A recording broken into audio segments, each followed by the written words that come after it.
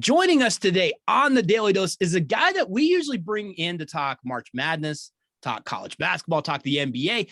I mean, he coached basketball for so long that I love picking his brain on those subjects. But Russ McKinstry just knows sports. So I thought it would actually be kind of fun, and I would love to get his thoughts on how he thinks Super Bowl 56 is going to go. Coach Mac, thank you so much for joining us today to preview what I'm hoping is going to be a very entertaining game on Sunday. Yeah, Coach Daly, pleasure to be here. Good to see you. Hope all is well, and happy Super Bowl week. We're basically about 7-8 days out, and couldn't be more excited to see what transpires a week from Sunday in the big game. I'm looking forward to it, and I'm kind of wondering, are we excited about this Super Bowl because the Chiefs didn't make it, or because Tom Brady did? I don't know what it is. But I know that, the Patriots aren't there, and I'm excited about it.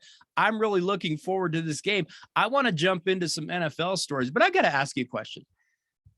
With all that is going on in the world, with all that is going on specifically in that country, how much are you watching the Winter Olympics this year? Because the Winter Olympics are always kind of weird, but they seem even a little more weird this year. Are you watching them at all?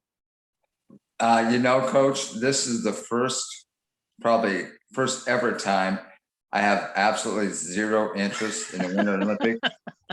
I usually watch a little bit here and there, an hour a night maybe. I don't think I'm going to watch 1 minute of the Winter Olympics this year. I don't know why. I'm just not feeling it. Yeah, they're weird. And something about it doesn't feel quite right when we're over in China and you're kind of supposed to bend the knee to China. And maybe Right. That's just me. Maybe I'm just stupid that way, but something about it doesn't seem right. I know that I'll probably maybe I'll watch some hockey or some snowboarding and some stuff like that. But yeah, it just feels a little weird with everything going on right now. And we know things over there are not great. We're supposed to act like everything over there is wonderful. The Winter Olympics are already weird. They already sound like a drunk bet that you would make with your buddy. Like, I can ride this skateboard down this slide in the snow. So it's already weird, but it seems weirder this year. Yeah, I agree. It's kind of like Johnny Knoxville and Jackass movies. Yes, exactly.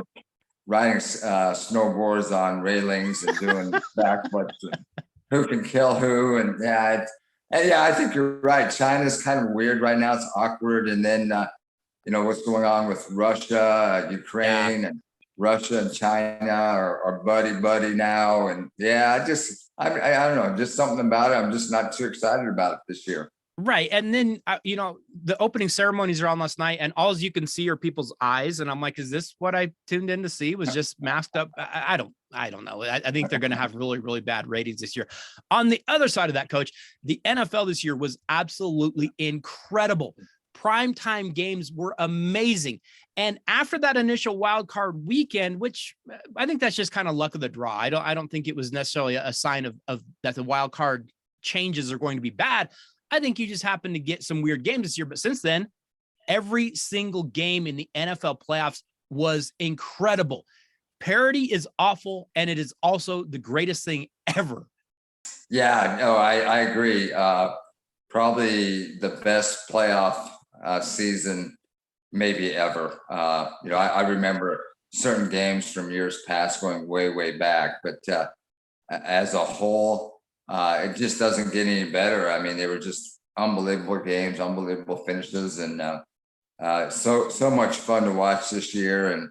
And you're right. I think you're right. The whole equity thing is kind of a strange concept, because we're just, you're just used to certain super teams dominating, like the Steelers, the Cowboys, 49ers, even the Broncos, maybe a little bit, and you just get in that mode of thinking. But that whole thing has kind of gone by the wayside. And I think it leads to some really exciting games. But, also you kind of pine sometimes for those super couple, 2 or 3 programs, football programs that come back and showcase the elite of the elite. But we're not in that anymore. Now it's pretty much wide open between maybe a dozen teams.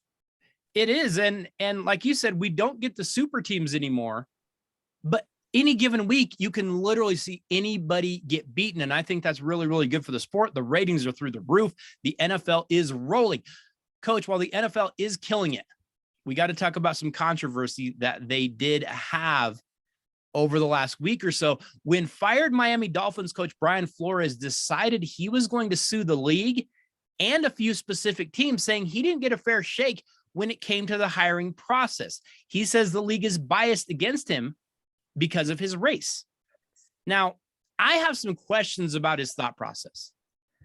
I struggle a little bit with this. I'm not saying it doesn't happen. I'm not saying that he is totally getting a fair shake. But I also think there are kind of some caveats that we're not considering. Coach, you and I have talked about this before. A lot of times people will say, a big comeback. The Broncos are down to the Browns, big, and then they have this big comeback, and right at the very end they win, and everybody goes, "Oh, that game was fixed." The Browns fan goes, "Oh, that game was fixed." This reminds me of that because everyone is saying, "Hey, Flores got a bad deal. He's getting a raw deal. This is fixed against him." Well, was it fixed when it was going for him? Because remember, he was hired as a 37-year-old linebackers coach. He had no coordinator experience. Was it fixed against him then? Because when that team jumps out to the big lead, were the refs fixed against them then too? Because if so, they're really digging themselves a lot to get out of. That part of it doesn't make any sense to me. Now that's really insightful and great thoughts on your part. It's obvious the good old boy network exists. Yes. Not only in the NFL, but in every big institution, probably across the world. You have a good old boy network, and people hire who they know. They don't hire people for what they do know, and it's always been that way. Sure. So it's who you know, who you're connected to, that has a huge part in who's hired for, especially leadership roles like head coaches, like Coach Flores. But I think you're right. Vance Joseph was hired at for the Broncos, and multiple other people of minority backgrounds were given consideration.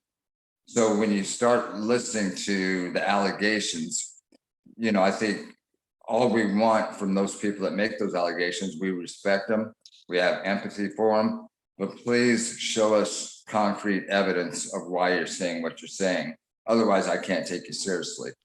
And so not that I'm hoping it happened, but if it did happen, I just hope Coach Flores has the wherewithal and the background evidence to support his allegations. Otherwise, those allegations are pretty sickening, to be honest with you.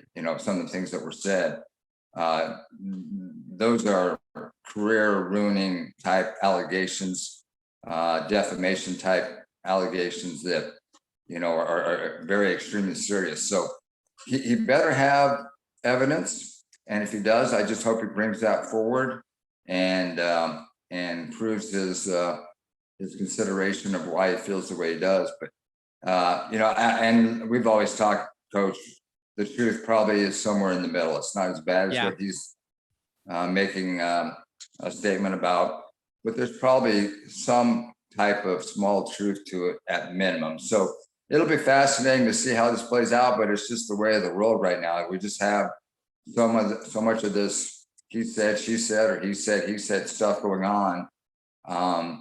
People just better be ready to back it up so that you just can't say anything you want to say and disparage somebody's reputation. No, you're right. And that's one of the biggest struggles that I have with this. And it's kind of like the Colin Kaepernick thing. Maybe it's 100% true. Okay, so how do you prove it? And if you don't have proof, I don't know how this holds up. I think you end up being kind of a pariah that never goes anywhere. And you probably have coached your last day in the NFL, because who's going to hire you after this? It's interesting to me that the Miami Dolphins GM is black, who they say had input on this decision. So that's kind of strange. Coach, there was also the accusation that John Elway was drunk at his interview and that Dolphins owner Steve Ross told him to tank. I have a couple problems with that. First off, with the Elway thing, being drunk. Coach, Elway's probably drunk right now. I don't even question that. But again, you have to prove it. You can't just say it. How can you possibly prove that? Yeah, no, and you and I know enough about John and some of the stories and his reputation.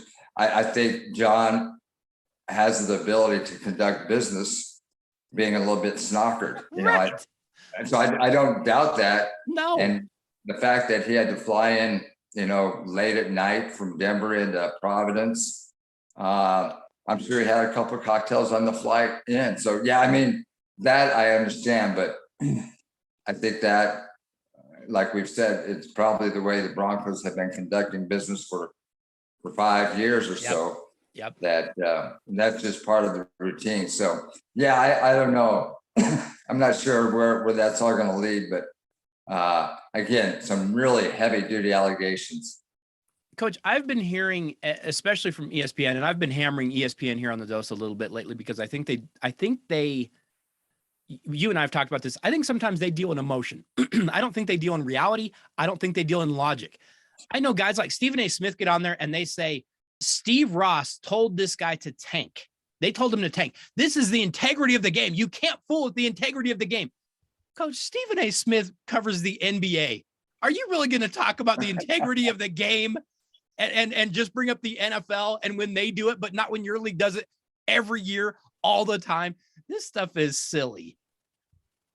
Oh, it's, we really have reached the point in every aspect of the media where you have to say something sensational. Yes. So you get attention. And anymore, it really doesn't matter if the truth is involved.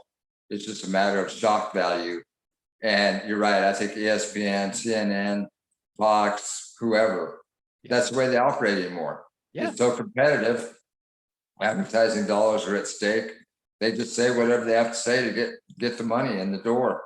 One solution I have, and I know that we used to talk about this when we were coaching, everyone can point out problems. Everyone can say, you're doing this wrong. You're doing this wrong. You're doing this wrong. You guys aren't boxing out. You guys aren't making free. Okay, what are the solutions? Everyone's pointing out these problems. Coach, I have a solution that I think would fix at least some of this. And I'm not saying it would fix all of it. You shouldn't be able to interview or hire a new coach until after the Super Bowl is over. That eliminates some of the foolishness and some of these forced interviews with guys maybe you wouldn't interview, but you're trying to hurry. You're trying to get it done before the other team hires them. I know I'm just like a bumpkin from Broomfield, but could we end some of this musical chairs? Someone's going to be left without a seat by just saying, okay, nobody can do anything until after the Super Bowl. Then you can interview everyone and anyone, but we've got to stop this nonsense of trying to get these hurried interviews before the Super Bowl's over.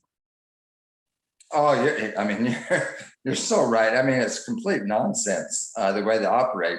Some of your best candidates who are coaching in the Super Bowl are being left out of positions that they'd probably be perfect fits for because they can't interview until after the Super Bowl. But the teams aren't going to wait on them, which makes no sense whatsoever. So we're rushing into decisions where if it was a league mandate, like you say, everybody has to wait until the day after the Super Bowl to start the process, then everything equals out and you wouldn't have these unstable, unethical situations play out like they're playing out. It's crazy, absolute madness. It is, and it reminds me a little bit of the early signing period in college. We all know that's stupid. They need to just make these things uniform and govern these situations because they would be a lot easier to fix if you handled them. Coach, one of the coaches that was hired by drunken John Elway instead of Brian Flores was the Denver Broncos hiring Green Bay Packers offensive coordinator Nathaniel Hackett. What do you think of this hire for the Broncos? I've researched him. I've watched him, tried to get enough background information on him so I kind of know what makes him tick. I think you got a good man, really has a lot of juice to him, a lot of passion, energy, very self-assured. I think he will probably do a really good job of connecting and building relationships with players, which I think will be good. But, like we've always talked about and continue to say, until you find the magic man at quarterback, it really doesn't make any difference. You can be great at building relationships and making players feel good about themselves, but until you have that true point guard, that true quarterback, you're just whistling Dixie. It doesn't really matter. you got to have that leader, that person that can lead your team, and also perform some miracles when miracles are called on. So, I wish him well. I think he's going to do well, but I'm not going to really make a judgment until we get a quarterback or get the quarterback situation resolved. No, you're exactly right. I'm always fascinated when we see these teams hire a coach, because you can predict it. You can literally predict it. Last guy was stoic and hard and tough. Next guy is going to be energy and passion and players coach. They just go opposite every other time. That's how they hire these guys. It's the same every time. Coach, if you were hiring or if you were looking at bringing in a quarterback, and I know there's a lot of teams that need quarterbacks, so it's not like you just say, hey, we want Aaron Rodgers, we're going to get him. There's a lot of teams that want Aaron Rodgers. The Tennessee Titans would love to have Aaron Rodgers. But if you had your choice, is Rodgers the guy that you go all in for? Wow, that's a really good question, tough question. Yeah. I think even though he's towards the end of his career, obviously, he probably is the most talented.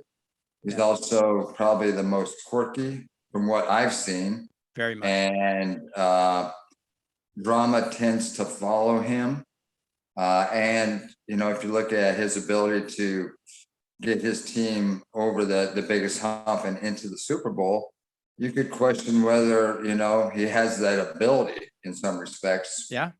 I would probably, if everything was on the table and everything could be worked out with salaries and trade options, and this person was maybe redeemable, I'd probably go with Watson just because of his age and his talent. Sure. But again, I'd have to really know what his character really is all about, and if he could get his legal issues behind him. I love Russell Wilson. Yeah.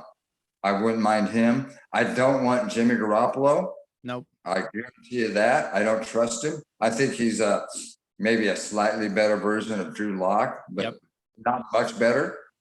So I don't want him. I don't really want Kirk Cousins. I don't want Teddy Bridgewater.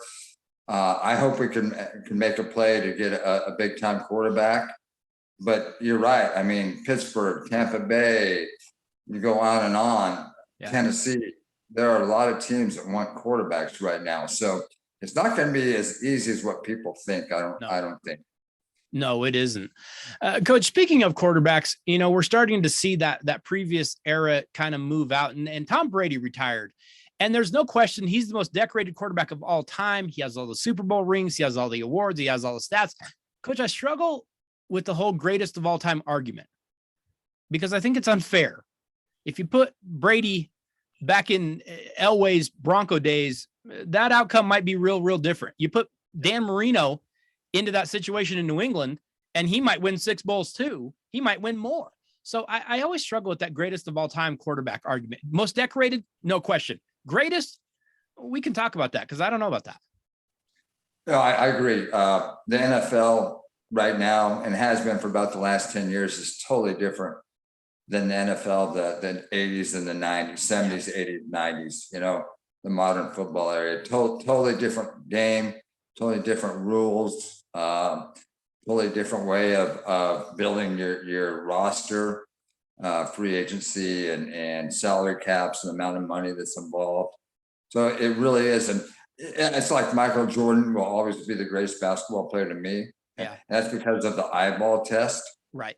So when you use the eyeball test to determine the greatest quarterback, I think Brady obviously would be right there. Sure. But I'm not sure I'd pick him as the greatest quarterback just because of what I've seen, in 55 years of watching football.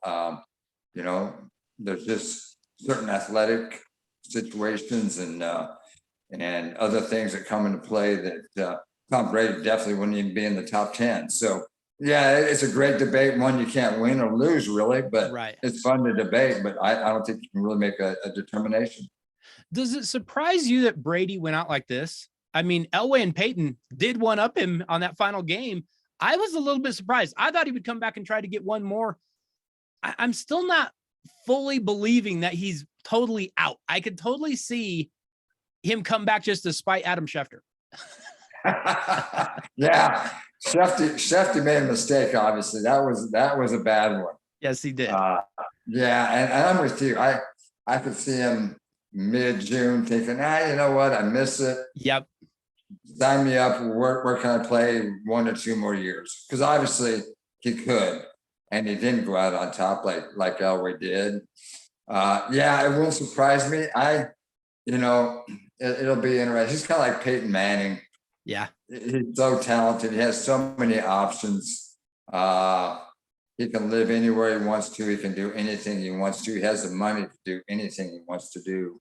Yeah. So, if it truly is a family decision, maybe it really is done. And yeah, Giselle or whatever her name is, has plans for their family. And we know how that goes.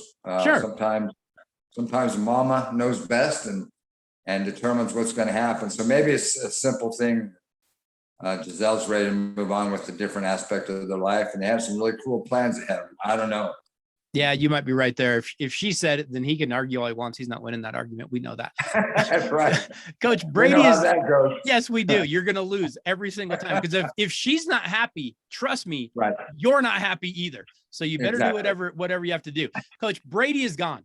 Roethlisberger is gone. Drew Brees is gone. Phillip Rivers is gone. Peyton Manning is gone. That whole era is slowly going away. If I give you one modern day, this era quarterback to build your franchise around, I'm going to give you some choices. You got Patrick Mahomes. You got Joe Burrow. You got Josh Allen. You got Justin Herbert. Who would you be taking to build your franchise with? Oh, you got some great questions today, man. I loaded them up for you, Coach. I loaded them up. You got me on my toes.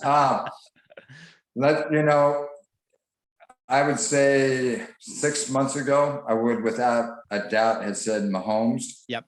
The past 6 months, I probably have changed a little bit. If you would have asked me, probably a month ago, I might have said Josh Allen. But right now, as I watch these guys play and watch how they handle themselves, I might even go with Joe Burrow. There's something about that guy, his mental capacity, his ability to play. He's kind of like Elway. He rises above the challenges that are being presented to him, and he makes everybody around him a lot better. Yep. I think Mahomes and Allen have some really nice pieces around him that kind of complement him. Where I see Joe Burrow kind of carrying an entire franchise in a manner like Marino and Elway, especially Elway did. So today I'll say Joe Burrow. I would take any of them in a heartbeat. Love it. I love Josh Allen. Love that guy. I love Patrick Mahomes, but his decision making, some of the things that transpired in the last game and even before that, I'm starting to wonder if he plateaued, if he hit a ceiling. I'm not sure.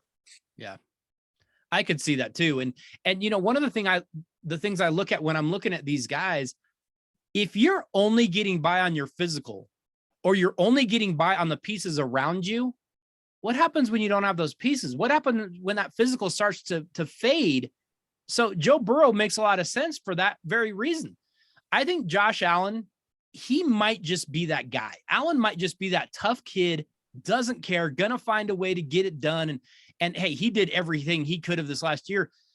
I wouldn't say that the bloom is off of Patrick Mahomes, but you do see some flaws in his game where sometimes he makes things a little too tough and harder than they need to be. You're trying to be cute. Just make the easy play. Yeah. And you and I can discuss about in basketball terms. It's that great basketball player that has to make things, shiny and highlight worthy, when the simple play would be your best option.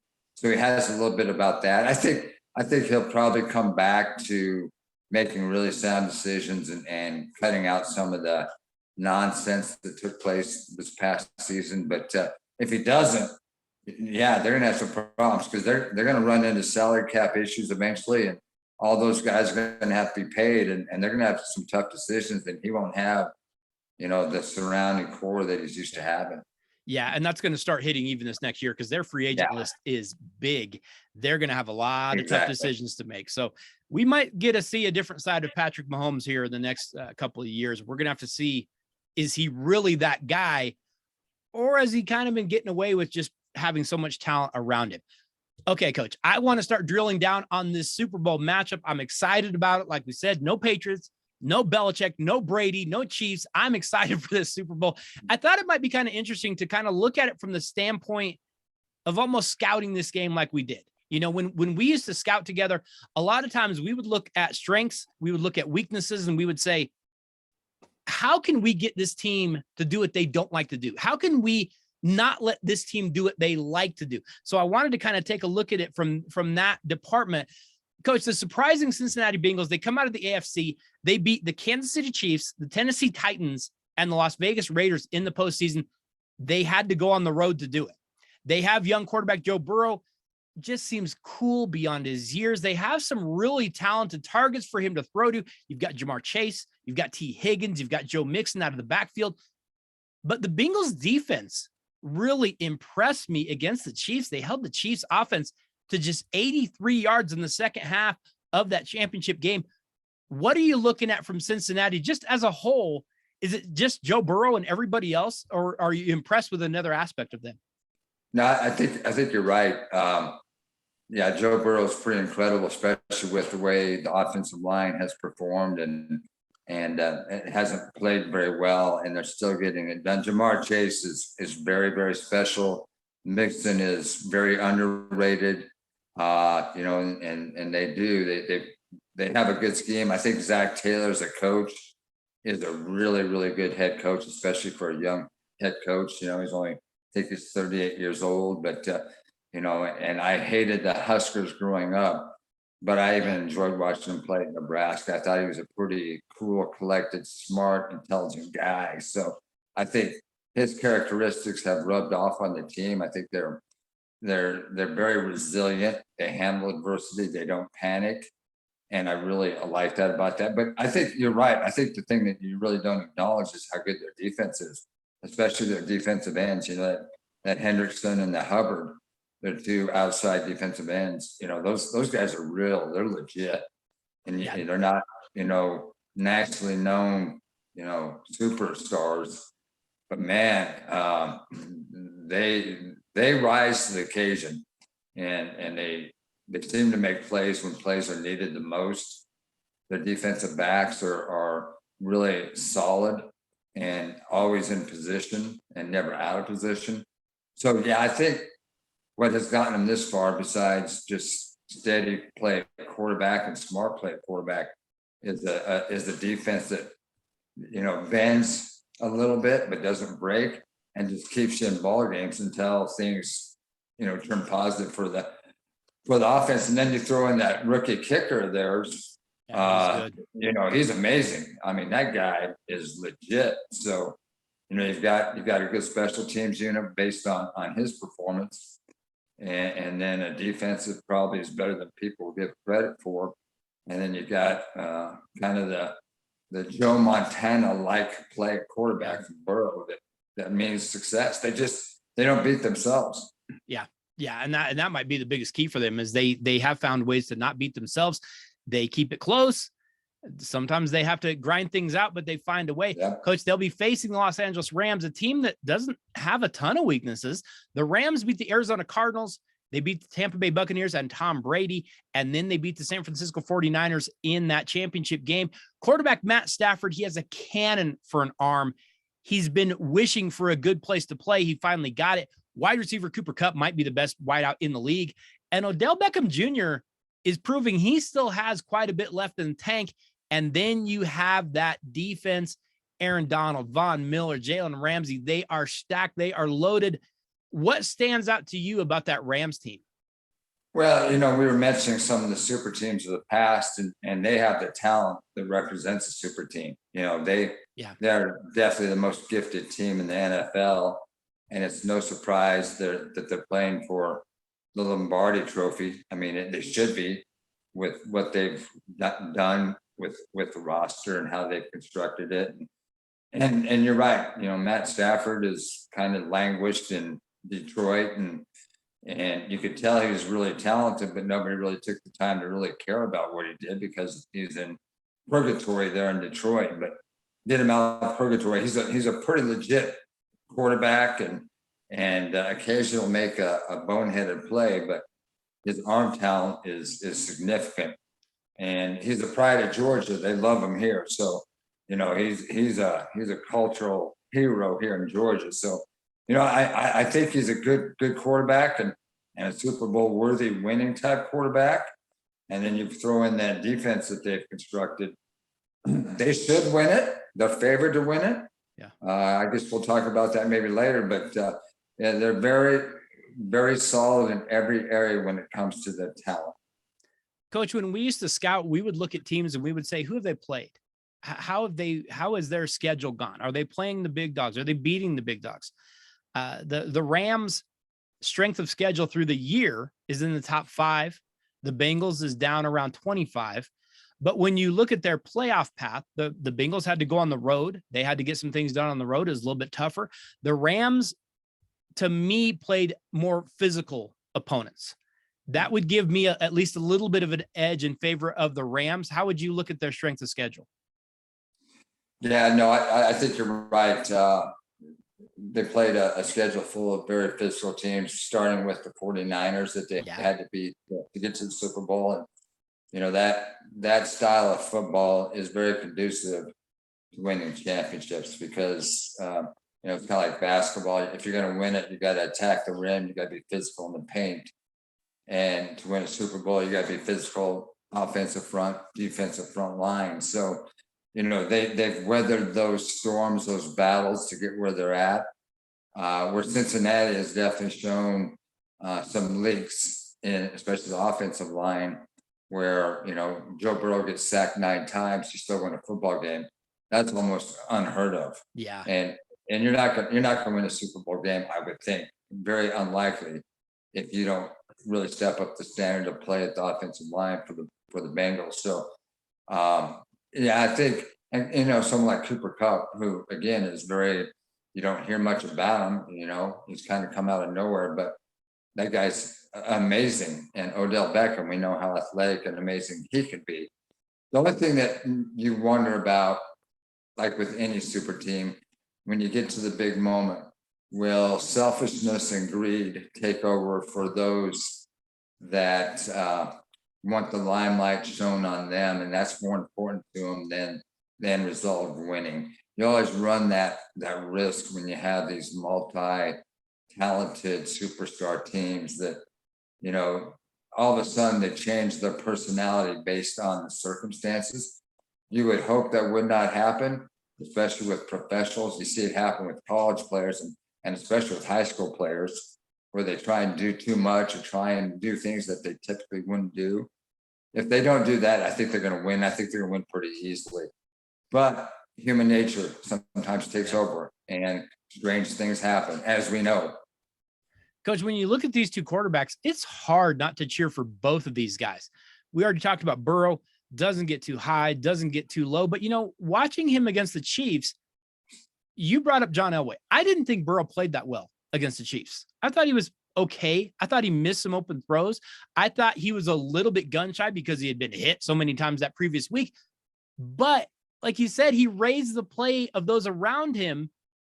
I don't know if he can win this game, but he has his team believing they can win this game. And for that reason, for Joe Burrow, if nothing, I'll give him a shot just because of him. No, and you're right. It's the mentality of a winning, whether it's a winning individual, winning team, just that self-belief, that confidence, that conviction of, hey, here's who we are. We know what we got to do. You ain't going to scare us. There's nothing you can throw at us that will intimidate us. He just gives off that vibe. Yep. And that's why I think you got to give him a boxer's chance at doing it. Maybe getting that one lucky knockout punch and something weird happens. They get a couple turnovers, or, a couple plays are made between Burrows and Jamar Chase or whoever. And all of a sudden, they're winning the game. So, and that's why, honestly, I don't bet on these games. I'm not a betting man because, being a coach like you're a coach, We just know that there's a lot more involved with the mentality and the psyche of teams. And you would think that LA being at home in their own stadium should be a huge advantage to them, but it also means that they have the ability to go out and carouse and be, doing stupid things the entire week that could eventually drain them or cause them to perform not as well as they typically would perform. So you got to look at all the variables. Don't overthink it. Don't outthink yourself. But this isn't just simply lace them up and show up and play football. There's a lot of dynamics of play that goes through the heads of people when they get in championship games. And if your head's not on straight, strange things are going to happen. Well, and I'm glad you brought that up. And I'm glad you brought up not overthinking it, because on the other side, you talked about him a minute ago. Matt Stafford is a guy, he's been dying to be in this position. First 12 years of his career, he's suffering in Detroit doing nothing. Now he gets this 1 year. He can make all the throws. He has a huge arm. And yet when he gets into this big game, how do you coach this guy up?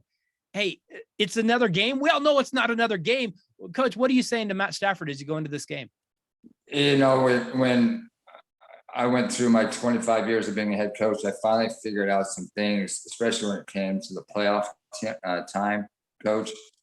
And what you have to tell these guys is you've got to simply play. You got to, don't think about it as a Super Bowl. Don't think you have to do anything extra. Don't think you have to be special. This is like game 1. This is like game 8 in the schedule. This is like game 15. You simply have to go out and play by play. Don't get ahead of yourself. Don't think backwards if something bad happens.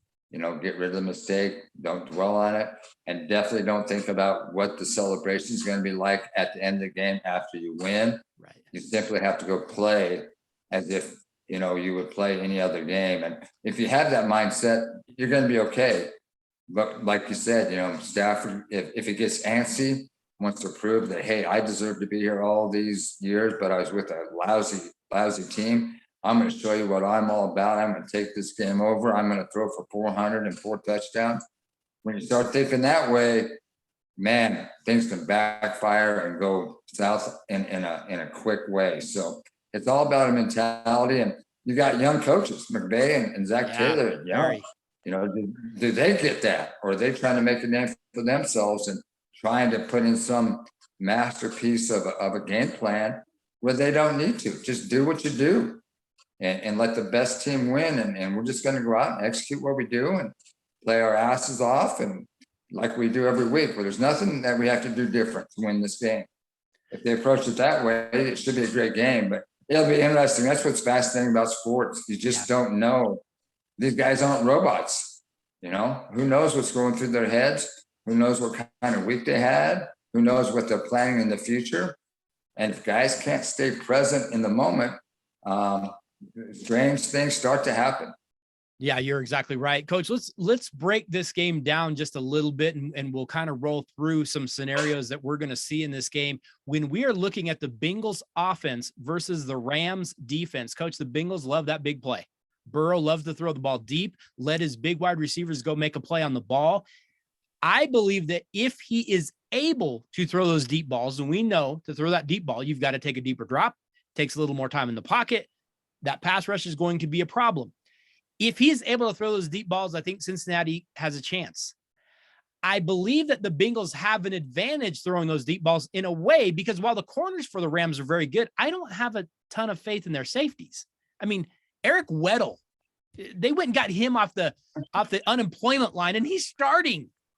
I think in order for the Bengals to be able to throw those deep passes, though, you've got to be able to get Joe Mixon involved, use misdirection, use quick passes, get him the ball quickly, and see if you can get some running game so that you can keep that pass rush a little off balance.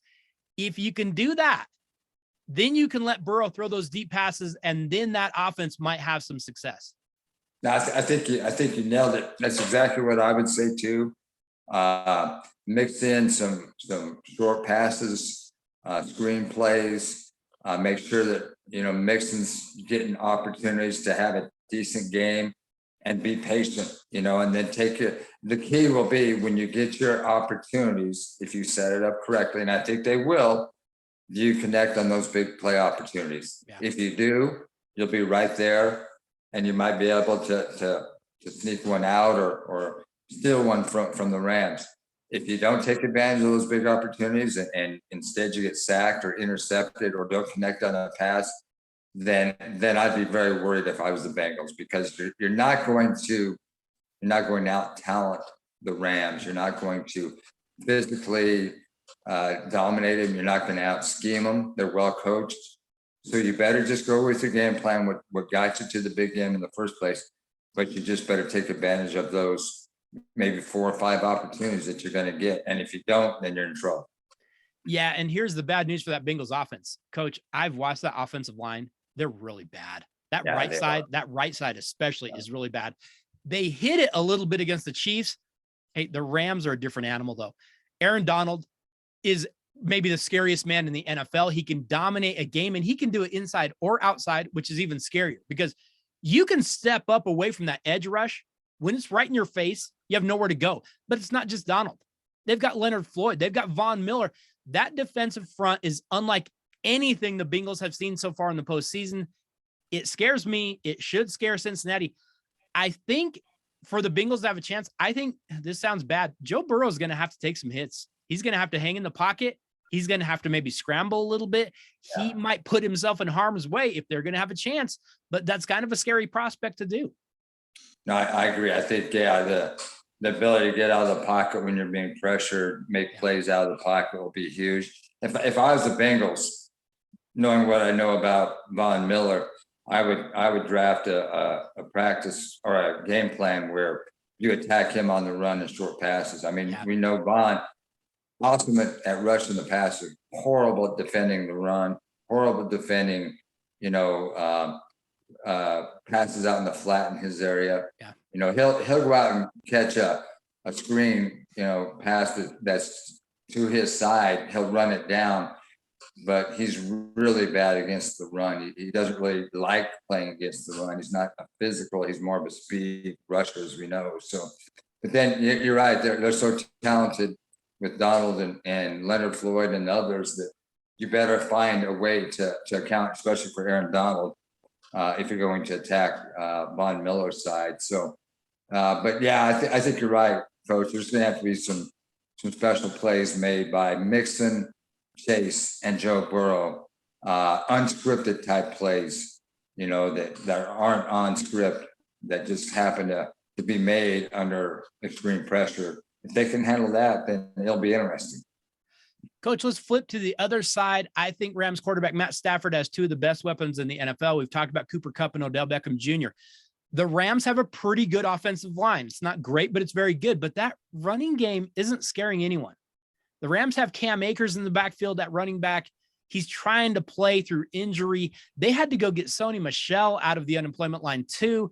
If the Bengals could stop the running game, which I think they can, and focus on the passing game, we saw against the Chiefs, the Bengals dropped people into coverage. They forced Patrick Mahomes to try to pick them apart. He wasn't patient enough.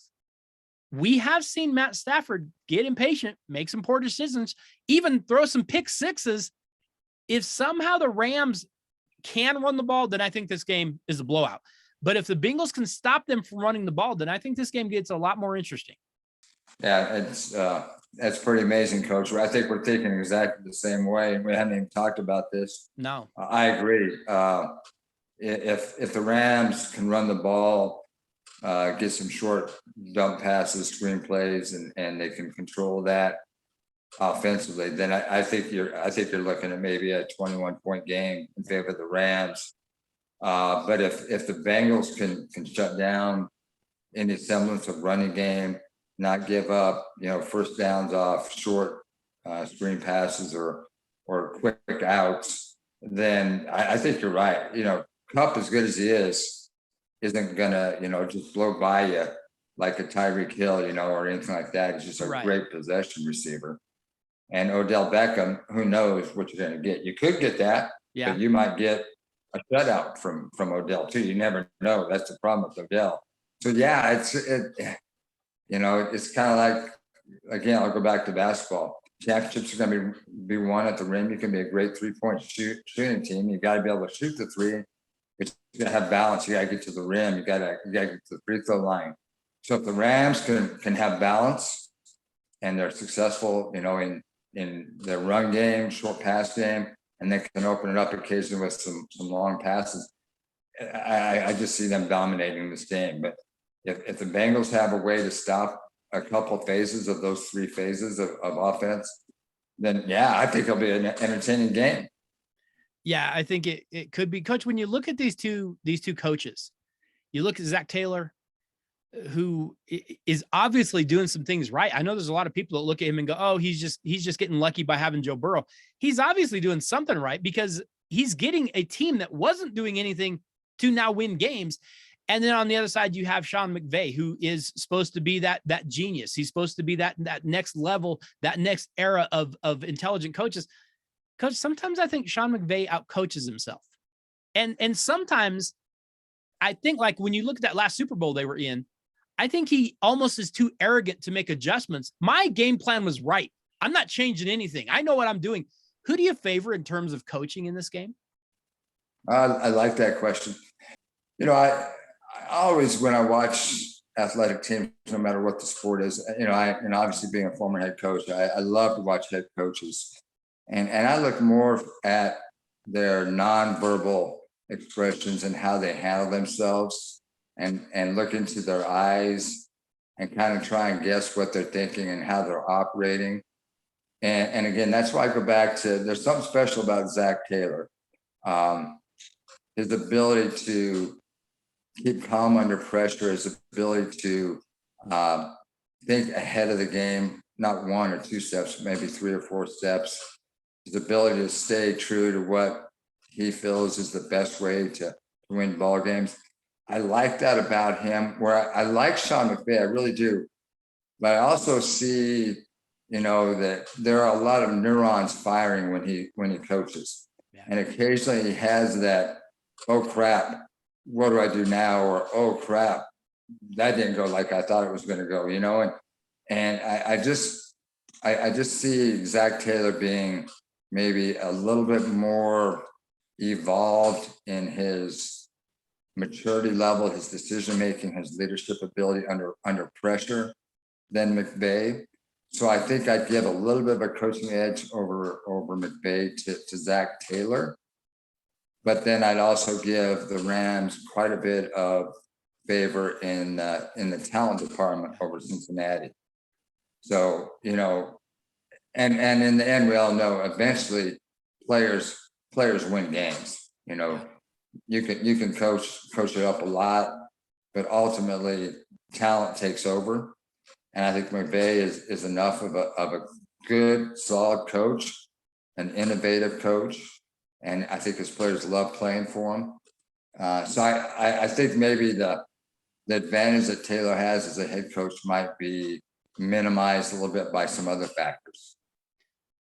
Coach, how much of an advantage is it for the Rams in that they have been there recently? Players know the routine. They know what's going to be expected of them. They know what to do with media day and that kind of nonsense. Cincinnati, I don't want to say they're just happy to be there, but let's be honest, they're kind of just happy to be there. How does that affect your preparation, and how does that affect you going into a game that Cincinnati, they've never been anywhere near this game? It's been 30 years. How does that affect each team? I agree. Having been there is a huge factor. Familiarity with routines, processes, the media and how to deal with media, and every little aspect that can draw energy from your team, getting tickets for your family, transportation for this, making sure mom and dad are taken care of, making sure that, there's so much that goes into this that, you think people are hired to take care of that, but it really isn't that way. It's still a big responsibility that each player has to take upon themselves to make sure things are done right. So I think there's an advantage there. That's kind of why I think Zach Taylor and his mindset of leaving no stone unturned, his attention to detail, might help minimize that for the Bengals a little bit. I think he gets it. I think he knows that he's got to communicate that to his team that, hey, here's how this is going to play out and this is how we're going to do it. And don't leave things to chance and hope that players do the right thing.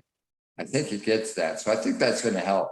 But I do think the Rams will have a slight advantage in that area. Yeah, I would think so. I'm gonna throw a stat out to you. Since 2005, we have seen 17 Super Bowls. In those 17 games, the team wearing white jerseys has won 14 times. On Sunday, the Bengals will be wearing black jerseys and white pants, and the Rams will be wearing those white jerseys and yellow pants. Is that any advantage? No, of course it isn't, but that's just one of those stats that's out there. Okay, Coach, we're coming down to it. Sunday, Super Bowl 56, Cincinnati versus LA. Who is going to win and how are they going to win it? Again, I don't have a dog in the fight, so I can just kind of sit back and enjoy and take it for what it is. Hopefully a good game. Yeah. If I was a betting man, if you put a gun in my head and said, hey, you got to make a decision, I still think from what I've seen, I think I'd have to go with the Rams, and I think they're a 4.5 point favorite. I don't think it's even going to be that close. I think maybe 10. Yeah. So I'm going to take the Rams by 10. I just think what you have been saying, they've been there, they're used to it, plus the advantage of being at home. I think they'll take care of business. I think they want this as bad or at least equally as bad as the Bengals do. And again, talent wins. And when the coaching is fairly equal, when everything else seems to be fairly equal, then I think you have to go and look at who has more talented players, who has more depth, where are the holes, where are the strengths, where are the weaknesses. To me, it adds up to Rams win by 10. Yeah. What do you think? Coach, I'm going the same way. I think games are won in the trenches. I know we love the passing stuff, and I know we love the 7-on-7 stuff, but games are won in the trenches, and I think the Rams are better in the trenches, and for that reason, I give them an advantage. I would go probably like Rams 31, Bengals 17, something in that kind of realm. 10 points, 14 points, but I think the Rams just have too much talent. I think they've been there, and I think their talent in the trenches is what's going to actually make the difference for them on Sunday. I think when you look at some of the other skill position stuff, I think they're a little bit equal, but in the trenches, that's where games are won. And I think for that reason, I'll go Rams. Having said that, I'll be cheering for the Bengals. I hope my pick is wrong, but it seems like every year at the Super Bowl, I hope my pick is wrong. And for the last at least 10 years or so, it hasn't been wrong very often. So I'm hoping that I'll be wrong this year. Go Bengals, go win the game. I'd love to see that because LA's a disaster. So I'll be glad to cheer against that situation and cheer for those, those fans, those long suffering fans in Cincinnati. I just don't see it happening. Yes. In honor of Ickey Woods, come on, Bengals, let's get it done. Exactly. Well, Coach, I thought it would be fun to bring you in, and I'm so glad we did to have you come in, talk some NFL, talk some Super Bowl. Hey, it's the biggest sporting event in this country of the year. And so I'm so glad that you were able to stop by and visit and give us your thoughts. You never disappoint in bringing insight that most people just don't understand. They haven't been in big games like that. They haven't coached in big games like that. You have. And so you actually understand. So I always appreciate your visits. Thank you so much for coming in and doing the Super Bowl preview with us, though. I had a blast as always. I enjoyed so much, Coach. I appreciate the offer. What's even better is it means that we're only 3 weeks away from March Madness or so. So, hey, we're getting to the real stuff, not this stupid Super Bowl stuff, but March Madness. It's only a month away, baby. Well, Coach, here's the bad news. You're going to have to come back because I'm going to need you back in for March Madness. So don't think you get a break. Don't think you get to go away for another 6 months. You got to come back on for March Madness and give us some insight there as well. Hey, you got my number. I'm always ready. All right. I'm going to hold you to that. All right, bud.